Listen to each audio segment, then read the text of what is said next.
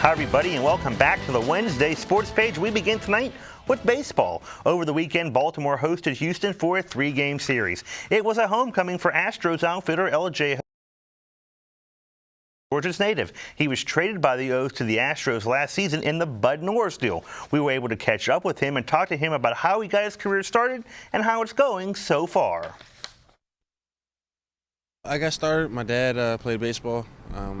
My mom played softball. My grandfathers played baseball. My uncles, everyone played baseball. So, when I was a young age, my dad used to have me outside playing baseball and, just working. And it's been a great journey. I've started playing baseball when I was young, and, to get to the point where I'm at, it's been, long and a tough road. Growing up, Host played several different sports, such as football and basketball, but talked about why he developed such a passion for the game of baseball. The love of the game, it's just like going out there and competing.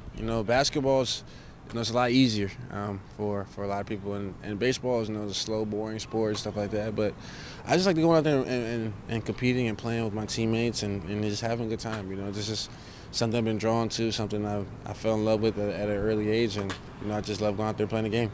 So what's the toughest thing about playing the game of baseball? Just hitting the ball, to be honest. It's just probably the toughest thing. It's hard because, the ball's moving a lot. It's moving ins, moving outs, 97 miles per hour, sometimes it'll be 85 miles per hour. It's curving, it's sliding, it's cutting, it's different stuff. But I think that's probably the hardest thing.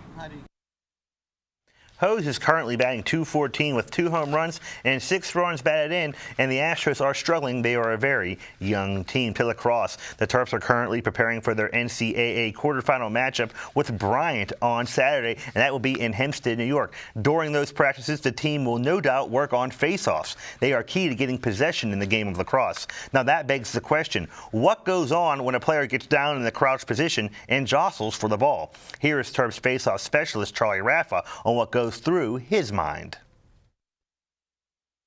Just anticipating the whistle, just not be on the same page as my wing guys, Brian and Mike. They play a huge factor in my success as a face-off guy because, it's 3-on-3 more than it is 1-on-1 because I know they always have my back if I lose it. So, I think it starts with me in the beginning and then it just becomes a 3-on-3 battle afterwards. Any tricks to help gain the advantage when the whistle goes? Not really. I try to hold my breath on the whistle and stare at the ball. So those are 2 things that I try to do that I think at least give me an advantage. It could just be mental, but it's what I like to do that I think helps me. Against Navy, you got one. You were looking to pass the ball all the way down the field, then eventually took it to the goal. How often does that happen for you?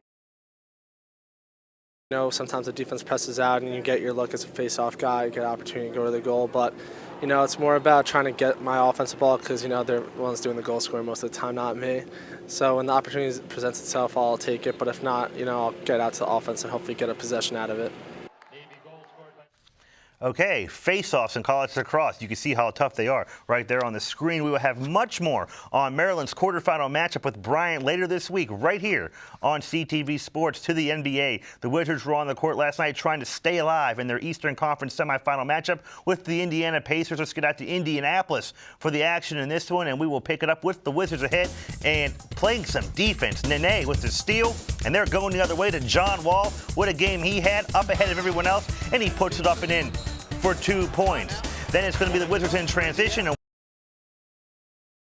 Beal hits the 3-pointer. That extends the Wizards' lead to 10 points. More from John Wall down the baseline with a little fadeaway jumper, and that goes for 2 more. And how about the game Marcin Gortat had in this one? John Wall is going to find him right here. 31 points, 16 rebounds, and that dunk right there. And the Wizards go on to win this one and stay alive. Final score, 102-79. Game. The tip-off is scheduled for 8 p.m. Major League Baseball, the Orioles lost last night to the Tigers 4-1. Tommy Hunter gives up a 3-run homer in the 9th. They lost today 7-5, so the Tigers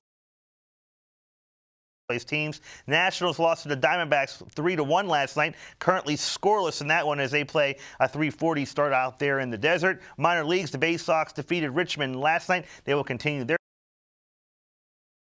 And that is your Wednesday sports page. And I got